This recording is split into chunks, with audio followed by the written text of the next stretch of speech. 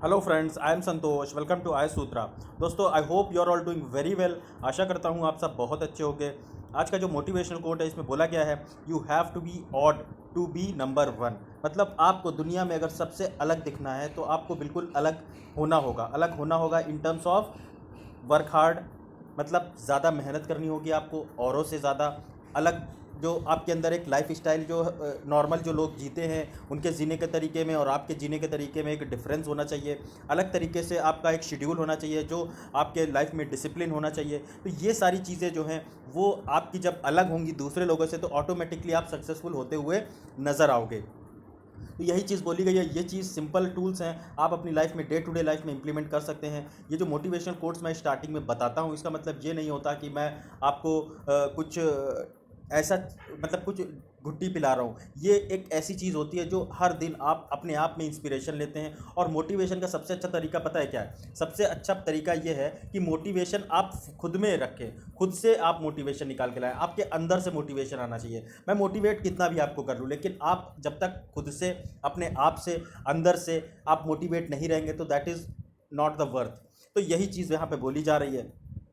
इसके बारे में आप अब थोड़ा सा सोचिएगा ज़रूर। उसके बाद यहाँ पे आप अगर कोरोना के वायरस टोटल जो पेशेंट्स हैं उनके बारे में देखेंगे तो टोटल वर्ल्ड के अंदर आप देखेंगे तो 2,40,51,410 पेशेंट्स निकल के आ चुके हैं। इसमें से आप देखेंगे तो 8,23,322 लोग कोरोना वायरस की वजह से अपनी जान गंवा चुके हैं दुनिया भर में। उसके बाद टोटल जो रिकवर्ड केसेस हैं वर्ल्ड में वो है 1,66,742 केस पूरी तरीके से रिकवर हो गए, ठीक हो गए, घर जा चुके हैं।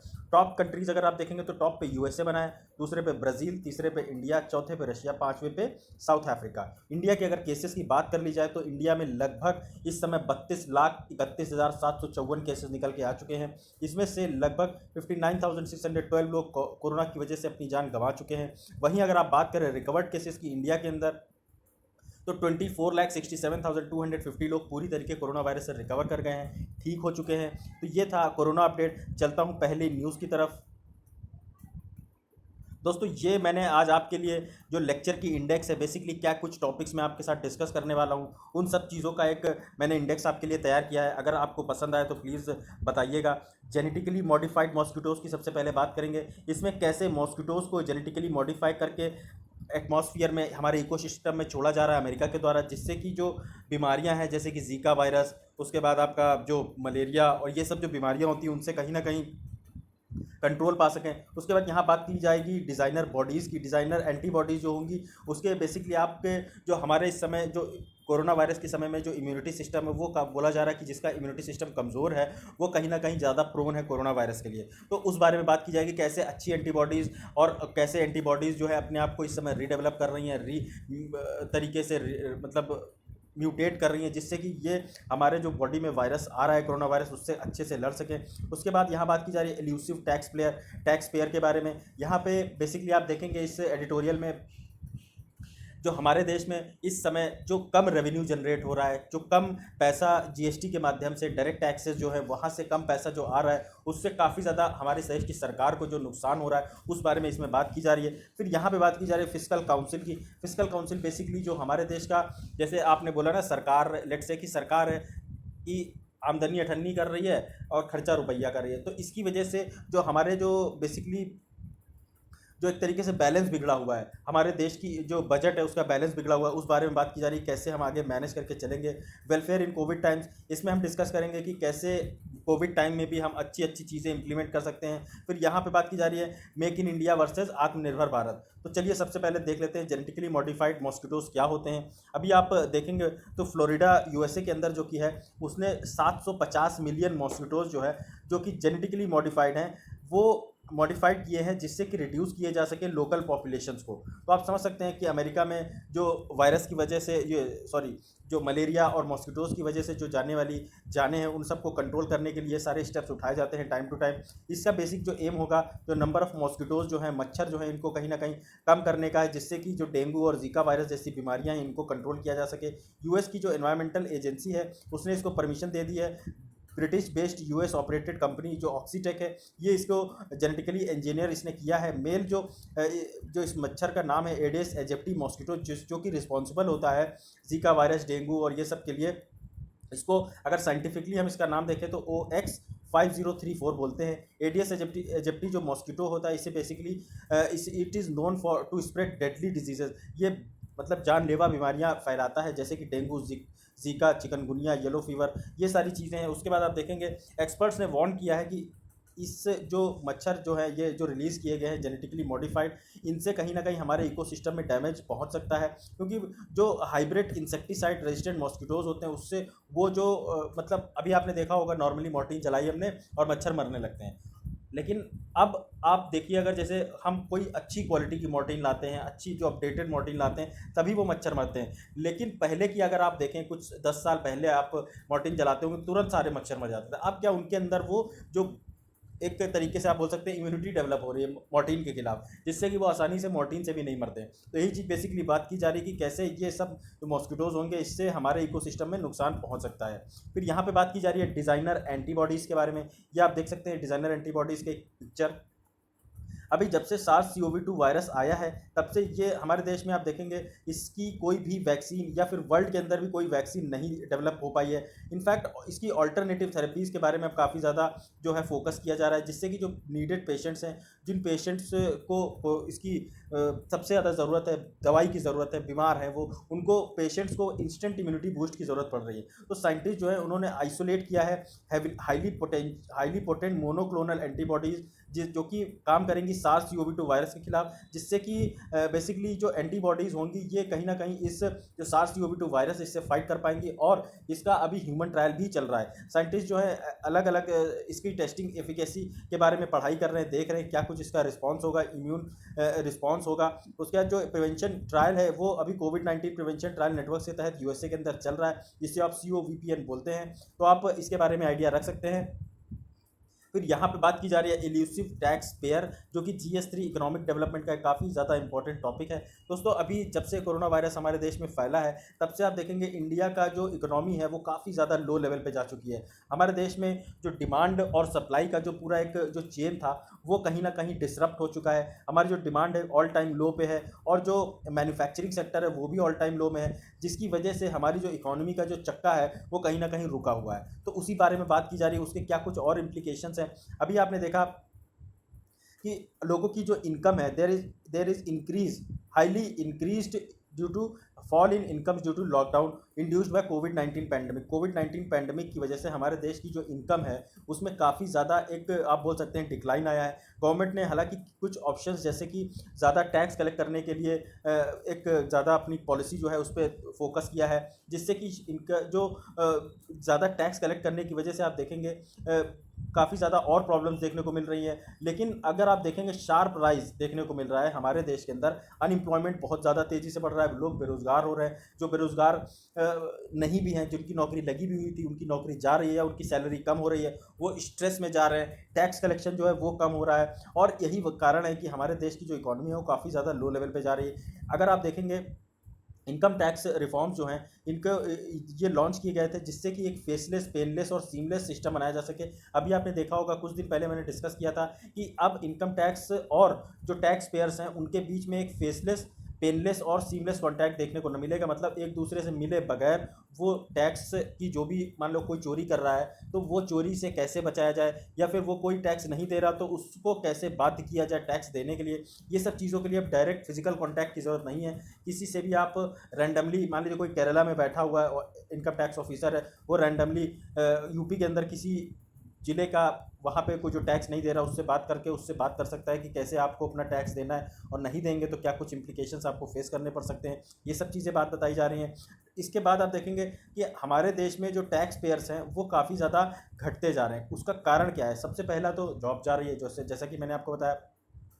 जो टैक्स फिलर्स हैं वो हालांकि बढ़े हैं, लेकिन जो टैक्स पेयर्स हैं वो नहीं। मतलब टैक्स जो देने वाले हैं वो तो बढ़ रहे हैं, लेकिन जो टैक्स एक्चुअली पे करना है जिन्हें वो घट रहे हैं। तो ये कहीं ना कहीं हमारे देश की सरकार के लिए चिंता का विषय है। अभी आप देखेंगे इसकी वजह से काफ़ी ज़्यादा इश्यूज़ देखने को मिले, जैसे कि कोई 5 लाख रुपए नॉर्मल मान लीजिए अभी तक कमाता था तो अब उसको टैक्स देने की ज़रूरत नहीं है। तो अगर 5 लाख तक के दायरे वाले जो लोग हैं उनको तो टैक्स दे ही नहीं रहे, लेकिन उसके ऊपर वाले ही टैक्स। अब कितने सारे लोग आप सोचिए इंडिया में, हमें लगता है कि सबसे ज़्यादा जो मेजर चंक है वो इसी दायरे में आता है, और आप इसी चंक को टैक्स लेने से ही इनको एग्जेम्प्ट कर रहे हैं, तो कैसे टैक्स आएगा, कैसे हमारे देश की इकोनॉमी चलेगी, ये सारी चीज़ें बोली जा रही हैं। Direct tax to GDP ratio जो है वो लगभग 5.5% पे आके रुक गया है। जीडीपी क्या होती है? जीडीपी मतलब होता है gross domestic product. GDP basically हमारे देश में जो जितनी भी गुड्स एंड सर्विसेज प्रोड्यूस करी जाती हैं within the purview of our country, that is what you call GDP of a country.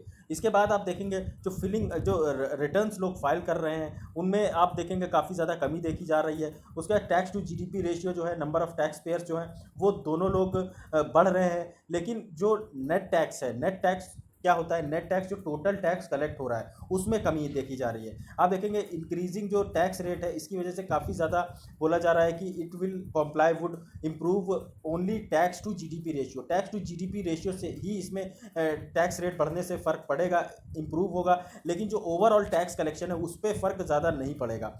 इससे क्वेश्चन उठता है कि सक्सेस ऑफ जो डीमोनेटाइजेशन क्या होता है? डीमोनेटाइजेशन बेसिकली हमारे देश में जो नोटबंदी करी गई थी उसके जो इम्पैक्ट्स हैं उस बारे में बात की जा रही है कि जो डीमोनेटाइजेशन की वजह से बोला गया था कि अब करप्शन पे काबू पाया जाएगा, लोगों के हाथ में अब ज़्यादा से ज़्यादा डिजिटली सारी पेमेंट होंगी, सारी चीज़ों को डिजिटाइज किया जाएगा। तो कहीं ना कहीं डीमोनेटाइजेशन की जो वजह जो थी उससे कहीं ना कहीं जो फ़ायदे जिन बात की करी गई थी वो फ़ायदे अभी नज़र नहीं आ रहे हैं। और जो इनफैक्ट इंक्रीजिंग नंबर ऑफ जो टैक्स पेयर्स है ये टैक्स नहीं दे रहे हैं। न्यू टैक्स स्कीम क्या है? इसमें आप देखेंगे रिड्यूस किया जाएगा करप्शन, सिस्टम के अंदर जो करप्शन हो रहा है उसको घटाया जाएगा, और जो फेसलेस और एनोनिमस सिस्टम है टैक्स असेसमेंट का उस पर ध्यान दिया जाएगा, उसको इंट्रोड्यूस किया जाएगा। इनकम टैक्स डिपार्टमेंट जो है इसको रीऑर्गेनाइज किया जाएगा असेसमेंट यूनिट्स के हिसाब से, वेरिफिकेशन यूनिट्स, रिव्यू यूनिट्स, मतलब जो इनकम टैक्स में मान लीजिए कई डिपार्टमेंट होते हैं, हर डिपार्टमेंट का अलग अलग जो स्पेसिफाइड काम होगा उसको उसी हिसाब से काम दिया जाएगा। इसमें आप देखेंगे there will also be small unit to take care of past matters. जो पुराने मैटर्स हैं इनकम टैक्स के उनको लुकआउट करने के लिए भी अलग एक सिस्टम बनाया जाएगा, अलग डिपार्टमेंट उसको रिव्यू करेगा। अगर लिमिटेशंस देखें हम तो सबसे ज़्यादा कंसर्न है कि जो सॉफ्टवेयर है हमारे देश में जिससे जो कि रिस्पॉन्सिबल जिसकी बेसिकली रिस्पॉन्सिबिलिटी होती है टैक्स कलेक्शन के लिए, उसको काफ़ी बार मैनिपुलेट किया जाता है और उससे हमारा जो टैक्स है वो कहीं ना कहीं कम कलेक्ट होता हुआ नजर आता है। इनकम टैक्स डिपार्टमेंट जो है वो अंडर स्टाफ्ड है, मतलब हमारे देश में जो इनकम टैक्स लोग जो ऑफिस है वहाँ पे जो लोग जितने रिक्वायरमेंट है जॉब करने के लिए वो कम है। तो जब प्रॉपर जो एक स्टाफ ही नहीं होगा तो फिर टैक्स कलेक्ट कैसे होगा? काम करेगा कौन? वो लोगों को नोटिस भेजेगा कौन कि आपने टैक्स नहीं दिया, आप टैक्स दीजिए, या फिर उन पर पीनल चार्जेस लगाएगा कौन? तो इसी वजह से ज़रूरी है कि जो डिपार्टमेंट है इसमें प्रॉपर स्टाफ की कोई कमी ना हो, जिससे कि ये सारे जो क्लेम्स को इनको मैनिपुलेट किया जा सके इजीली। बिजनेस और जो इनवॉइस है, अब कई बार देखा जाता है कि कई बार ज़्यादा मतलब लोग एक्स्ट्रा मतलब उन्होंने 100 रुपये का मान लीजिए प्रोडक्ट बेचा तो उसे कई बार दिखाते हैं कि इन्हें हमने इस प्रोडक्ट को हमने 110 रुपये में बेचा, या फिर दिखाते हैं 90 रुपये में बेचा। तो ये सब जो अलग अलग बिजनेसमैन ये पैंतरे अपनाते हैं जिससे कहीं ना कहीं ये टैक्स जो है चोरी कर सके, टैक्स से बच सके, टैक्स की परव्यू में आने से बच सके। तो इन सब चीज़ों पर ज़रूरी है कि एक प्रॉपर एक ऑडिट होता रहे, टाइम टू टाइम एक वॉच डॉग हो, जिससे कि एक अकाउंटेबिलिटी और ट्रांसपेरेंसी इंश्योर करी जा सके, जिससे कि हमारे देश में ज़्यादा से ज़्यादा टैक्स जो है वो कलेक्ट होता हुआ नजर आए। दोस्तों अगर मैं आपको थोड़ा सा एक्स्ट्रा बताऊंगा डायरेक्ट टैक्स और इनडायरेक्ट टैक्स के बारे में। देखिए डायरेक्ट टैक्स जो होता है ये प्रोग्रेसिव टैक्स होता है। प्रोग्रेसिव टैक्स मतलब क्या होता है कि इसमें जो अमीर लोग हैं वो ज़्यादा टैक्स देते हैं, जो गरीब होते हैं उनको टैक्स देना ही नहीं पड़ता है। तो कहीं ना कहीं ये अच्छा होता है। जितने भी आप वेस्टर्न इकोनॉमीज़ देखेंगे जो अच्छी वर्ल्ड में प्रॉपर अच्छे से इकोनॉमी काम कर रही, वहाँ पर आपको देखने को मिलेगा कि जो डायरेक्ट टैक्स है उस पर फोकस ज़्यादा किया जाता है। जो अमीर लोग हैं उनसे टैक्स लेने की ज़्यादा बात की जाती है। और इंडिया में भी आप देखेंगे तो 10% जो इंडिया की टोटल पॉपुलेशन है उसके पास लगभग 55% इंडिया की टोटल पैसा है। तो आप सोचिए इन लोगों पे अगर आप ज़्यादा फोकस करेंगे तो कहीं ना कहीं जो टैक्स का पूरा सिस्टम है वो हेल्प होगा, आपको ज़्यादा टैक्स आएगा, ज़्यादा अच्छे से इकोनॉमी चला पाएंगे आप। वहीं आप जो इनडायरेक्ट टैक्स जिसे आप जीएसटी बोलते हैं that is what you call regressive tax. Regressive tax क्या मतलब कैसे? इसमें आप अगर देखेंगे जैसे गरीब एक आदमी होता है, कोई गरीब बंदा है, मान लीजिए कोई भिखारी है, उसने पार्ले जी बिस्किट खरीदा, पार्ले जी उसने अगर बिस्किट खरीदा तो उसे ये बिस्किट 2 रुपये का मिला। वहीं अगर धीरू भाई अंबानी के लड़के अनिल अंबानी ने ये बिस्किट खरीदा तो उनको भी 2 रुपये का पड़ा।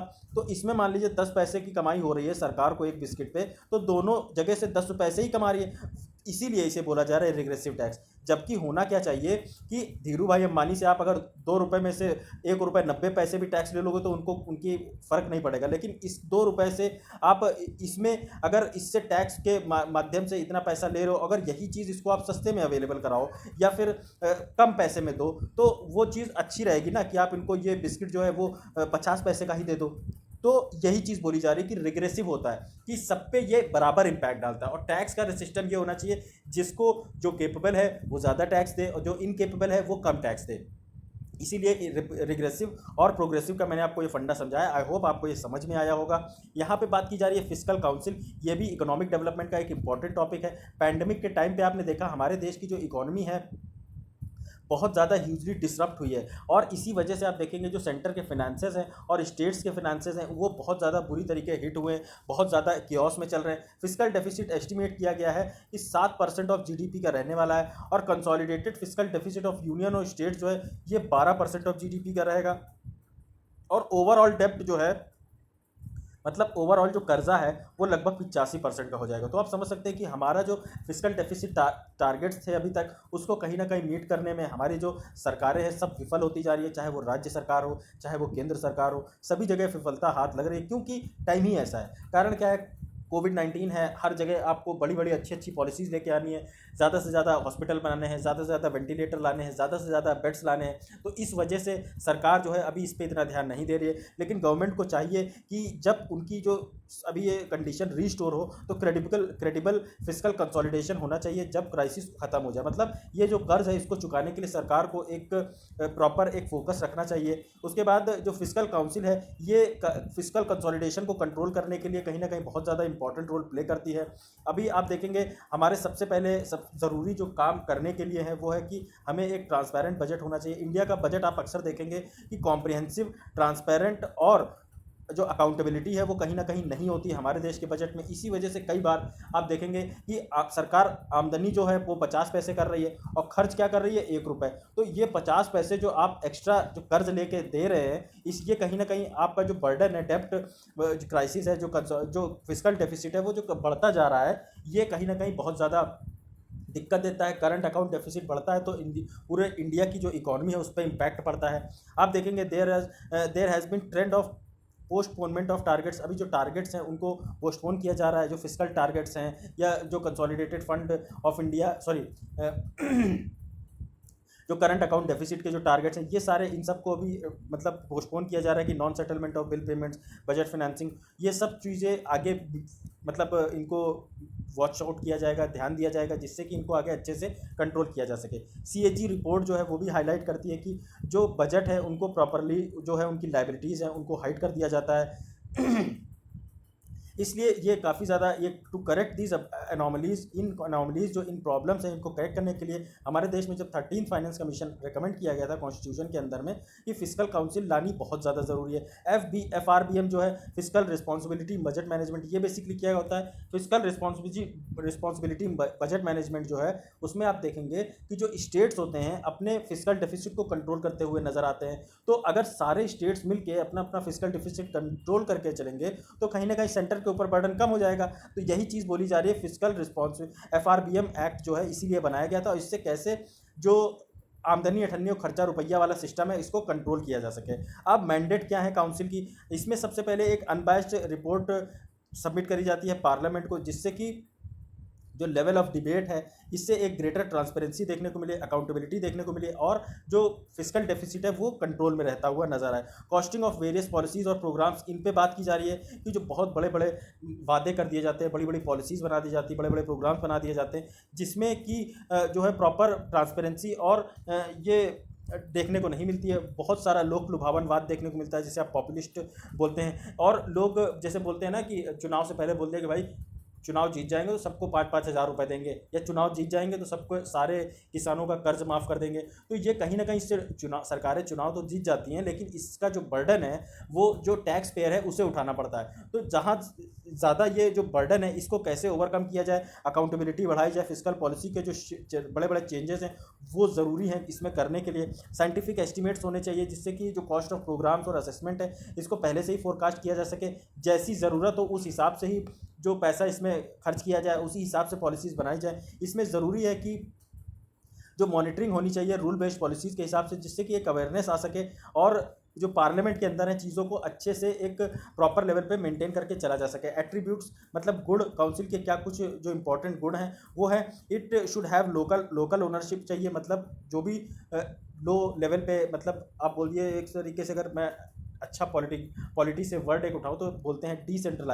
डिसेंट्रलाइज करने की ज़रूरत है कि काम को सबको ज़रूरत के हिसाब से बांट दो। उसके बाद इसमें इंडिपेंडेंट और नॉन पार्टिजनशिप की ज़रूरत है। उसके बाद क्लियर मैंडेट और रिसोर्सेज सब पता होना चाहिए, उसी हिसाब से पॉलिसी बनानी चाहिए, जैसा मैंने अभी आपको ऊपर बताया। इसमें चाहिए एक रिलेशनशिप, जो विधायिका है, लेजिस्लेचर है, उसके साथ अच्छा रिलेशनशिप होना चाहिए सरकार का, और एग्जीक्यूटिव और लेजिस्लेचर को अच्छे से मिल के हारमोनियसली काम करना चाहिए।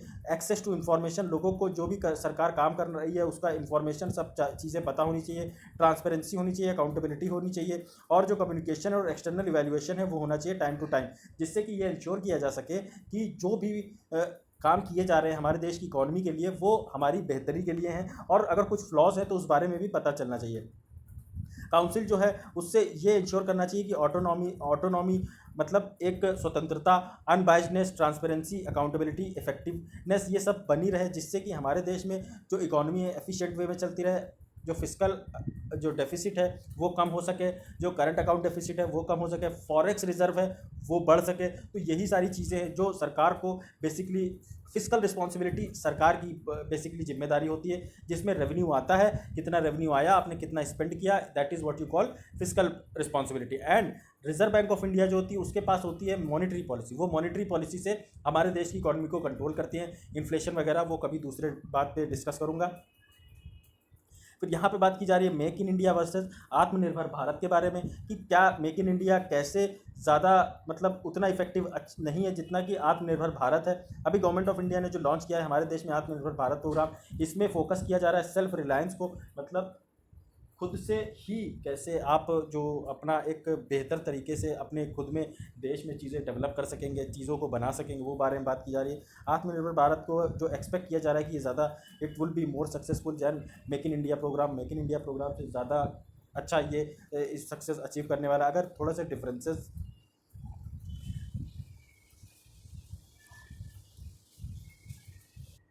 तो आप यहाँ पे देखेंगे, अगर मेक इन इंडिया प्रोग्राम जो है वो उसमें गवर्नमेंट पुश करती थी कि वन साइज़ फिट्स ऑल, मतलब कि अगर आपको मैं आसान भाषा में बताऊं, जैसे ये एक जूता है और ये गवर्नमेंट एक्सपेक्ट करे कि ये सभी को यही जूता बराबर आ जाएगा, चाहे वो बड़ा हो, चाहे वो बच्चा हो, चाहे वो बूढ़ा हो, चाहे वो औरत हो, चाहे जो हो, सबको एक ही जूते में फिट करने की बात की जा रही है। ऑल सोल्यूशन अक्रॉस 25 सेक्टर, मतलब जो भी सेक्टर से, मैन्युफैक्चरिंग सेक्टर, कोर सेक्टर, या जो भी दूसरे सेक्टर से हमारे देश की जो इकॉनमी में मेजरली कंट्रीब्यूट करते हैं, सबको एक ही उसमें बात करी जाती थी, एक ही सर्टेन सेट ऑफ गाइडलाइंस बना दी गई कि उसी के तहत आपको काम करना है। तो कहीं ना कहीं वो अच्छी चीज़ नहीं थी।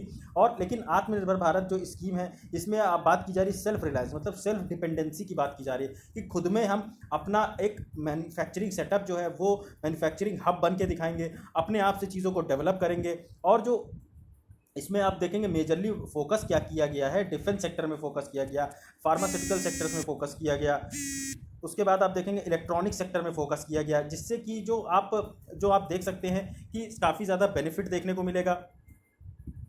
उसके बाद आप देखेंगे मेक इन इंडिया जो है ये रिमेंड इनएफिशिएंट विथ नो की parameter regarding improving manufacturing over the years. जो मेक इन इंडिया है इसे बोला जा रहा है ये इनएफिशिएंट रहा है, इसके जो पैरामीटर्स हैं रिगार्डिंग इम्प्रूविंग मैन्युफैक्चरिंग ये उस लेवल पे नहीं काम कर पाया जिस लेवल पे करना चाहिए था। आत्मनिर्भर जो भारत है इसमें पॉलिसी फोकस जो है वो बेसिकली शिफ्ट किया गया है कि हमें एक्सपोर्ट ज़्यादा से ज़्यादा करना है, ना कि हमें इम्पोर्ट पे फोकस करना है। तो एक्सपोर्ट पे ज़्यादा फोकस किया जाएगा ना कि जो इंपोर्ट हम ज़्यादा करते थे, जिससे काफ़ी ज़्यादा हमारी जो इकॉनमी थी वो उस पर भी एक फ्लॉ देखने को मिलता था। हमारी जो इकॉनमी है ज़्यादा फॉरेक्स रिजर्व हमारा उसमें खर्च होता है। तो ये सब चीज़ें जो है वो कहीं ना कहीं काउंटर करा जाएगा आत्मनिर्भर भारत के तहत। इसमें फोकस किया जा रहा है basically focus on physical incentives and putting import restrictions जैसा मैंने आपको बताया, जब से चाइना वाला इशू हुआ, गालवान वाला इशू हुआ, जिसमें हमारे देश के जवान बहुत सारे शहीद हो गए, उसके बाद से चाइना की कई सारी चीज़ों में एक बैन लगा दिया गया।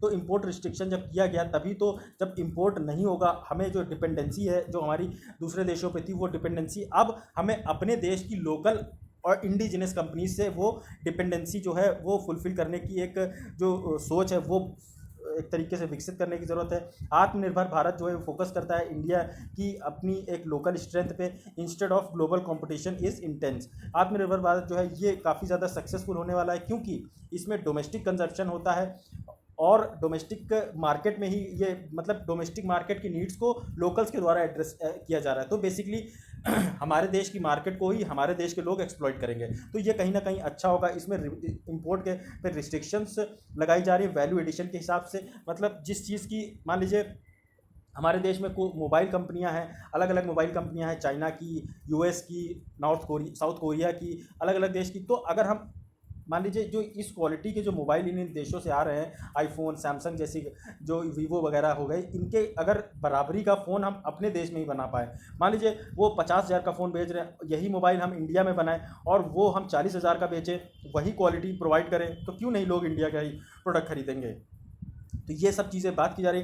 अब जो इंपोर्ट रिस्ट्रिक्शंस है उस बारे में थोड़ा सा बताया गया। इंडिया चाहता है कि वो लेवरेज करे, फ़ायदा उठाए इन सब चीज़ों से, जिससे कि वो इंडिया का जो बिगेस्ट कंज्यूमर मार्केट है वो अपनी मार्केट को खुद ही एक्सप्लॉइट करे, खुद ही से फ़ायदा अपनी मार्केट के लिए, अपनी जो इंडिया में ही चीज़ों को अच्छे से बनाया जाए, इंडिया के ही लोगों को प्रमोट किया जाए, उनको अच्छे अच्छे स्टार्टअप्स में फाइनेंस किया जाए, अच्छी अच्छी जो डिमांड जो आ रही है उस डिमांड को कैसे फुलफ़िल करना है, उनको खुद से इंडिया में ही एक उनको बेसिकली आप क्या बोल सकते हैं कि उनको इस नौकरी करने वाला नहीं, नौकरी देने वाला बनाया जाए, बेसिकली ऐसा बोल सकते हैं आप। बिफोर प्रमोटिंग एक्सपोर्ट को प्रमोट करने से पहले गवर्नमेंट को चाहिए कि वो इंश्योर करे कि इंडिया का आप देखेंगे जो लोकल ब्रांड है वो उस लेवल पे है या नहीं। मान लीजिए इंडिया को अपना कोई प्रोडक्ट है, अपना मान लीजिए फ़ोन ही है, फ़ोन अगर यूएस में जाके बेचना है तो आपको क्या लगता है यूएस में सबसे ज़्यादा लोग कौन सा फ़ोन खरीदते होंगे? आईफोन खरीदते होंगे। तो यूएस की, क्योंकि वो लोकल कंपनी है, और इंडिया को अगर वहाँ पे आईफोन से फाइट करना है तो इसे आईफोन की टक्कर का एक बेहतरीन फ़ोन लॉन्च करना होगा जो कि आईफोन के से अच्छा नहीं अगर तो एटलीस्ट उसके बराबर या से थोड़ा ही कम काम करे, तभी जाके आप ये मार्केट में सर्वाइव कर पाएंगे। और तब हमारी एक्सपोर्ट जो है, एक्सपोर्ट ओरिएंटेड पॉलिसी है, वो कहीं ना कहीं लोकल ब्रांड्स, उसमें लोकल ब्रांड्स की जो है झलक दिखेगी। और लोकल ब्रांड्स तभी मतलब उनका जब इंटरनेशनल मार्केट में उनका नाम होगा तो फिर वो हमारे देश में तो उनकी मार्केट बननी तय ही है। तो आप ये समझ लीजिए अगर आईफोन जो है पूरे वर्ल्ड यूज़ कर रहा है तो अमेरिका के लोग क्यों नहीं यूज़ करेंगे। ऐसे ही आप समझिए कि इंडिया का प्रोडक्ट अगर पूरा वर्ल्ड यूज़ करेगा तो इंडिया के लोग तो यूज़ करेंगे ही। तो यही बात की जा रही है कि इंडिया में लोकल ब्रांड्स को इस लेवल पे डेवलप करना चाहिए। हमारे जब से टेंशन हुए हैं चाइना के साथ, तब से जो हमारा जो पॉलिटिकल जो एक इम्पेटस है वो उसको ज़्यादा उसमें ये ज़रूरत पड़ी कि हमें ऐसा कुछ प्रोग्राम लॉन्च करें आत्मनिर्भर भारत, जिससे कि हम सब कुछ इंडिजिनियसली डेवलप करें। इसमें आप चाहिए देखेंगे कि it is likely to work because ये अच्छे से काम करेगा, क्योंकि आने वाला टाइम जो है प्रोटेक्शनिज्म का है। मतलब जो टैरिफ्स हैं, अलग अलग देश जो है अपनी इकॉनमी को बचाने के लिए दूसरे देशों पर टैरिफ्स लगाते हैं। जैसे इम्पोर्ट हो रहा है तो उस इम्पोर्ट ड्यूटी लगा दी, या फिर और ज़्यादा ड्यूटीज़ लगा के जो दूसरे देश से प्रोडक्ट आ रहा है उसको महंगा कर दिया बेसिकली। और फिर जब वो प्रोडक्ट महंगा हो जाएगा तो फिर वहाँ की मार्केट में कम्पीट नहीं कर पाएगा। तो ये सब बेसिकली आप बोल सकते हैं प्रोटेक्शनिज्म पॉलिसी लगा रहे हैं। रेनेजिंग मतलब इनकार कर रहे हैं कि वो कि फॉरेन ट्रेड जो अग्रीमेंट्स हैं उससे इनकार कर रहे हैं। अग्रीमेंट्स की बात जो गवर्नमेंट्स ने बात करी, वो मान लीजिए दो देशों के बीच में कोई एग्रीमेंट साइन हुआ उसके बाद उसमें कॉम्प्लाई नहीं कर रहे हैं, तो ये सब जो है कहीं ना कहीं कंट्रोल गवर्नमेंट के कंट्रोल में फिर नहीं रहेगा। तो इसीलिए गवर्नमेंट को चाहिए कि वो आत्मनिर्भरता से काम करे और लोगों को भी इस चीज़ के लिए प्रेरित करे। थोड़ा सा वैल्यू एडिशन अगर आप देखेंगे, एक्सपोर्ट्स जो है, exports need to bring more value in order to have beneficial effect on economy. ये सब मैंने आपको बताया। Pharmaceutical, defence, manufacturing, electronic sector को चाहिए कि ये हमारे देश में ही लोकली इतने अच्छे प्रोडक्ट डेवलप किए जाए कि हमारी जो डिपेंडेंसी है दूसरे मार्केट्स में, दूसरे वर्ल्ड की मार्केट्स में, वो खत्म हो जाए। लेबर इंटेंसिव सेक्टर जैसे हैं जैसे लेदर, टेक्सटाइल, ये फूड प्रोसेसिंग, ये सब इनको और अच्छे से डेवलप करने की ज़रूरत है। हालांकि इन चीज़ों का लेदर टेक्सटाइल और फूड प्रोसेसिंग, लेदर टेक्सटाइल का तो काफ़ी वर्ल्ड में हमारा अच्छा काम है, वर्ल्ड में पूरा हमारा लेदर जो है जाता है, एक्सपोर्ट होता है, जूते वगैरह। लेकिन जो फूड प्रोसेसिंग है इसमें ध्यान देने की ज़रूरत है। कैसे हम अच्छी अच्छी इंडस्ट्रीज, जैसे दूध से दही बनाना है, चीज़ बनाना है, घी बनाना है और दूसरी चीज़ें बनानी है, इन सब चीज़ों में अच्छी अच्छी कंपनी कैसे लगाई जाए, अच्छे अच्छे फैक्ट्री सेटअप कैसे किए जाए, इन सब चीज़ों पर ध्यान देने की ज़रूरत है। तो ये था दोस्तों आज का टोटल लेक्चर। अगर आपको मेरा लेक्चर पसंद आया तो please like, share, comment, subscribe करना मत भूलिएगा। आज मैं बेसिकली वो लास्ट वाली स्लाइड लगाना भूल गया हूँ। तो ये आज का आपका बेसिकली जो थंबनेल है वो मैंने ऐसा बनाया है आपके लिए। आई होप यू लाइक दिस। तो थैंक यू गाइस, जय हिंद।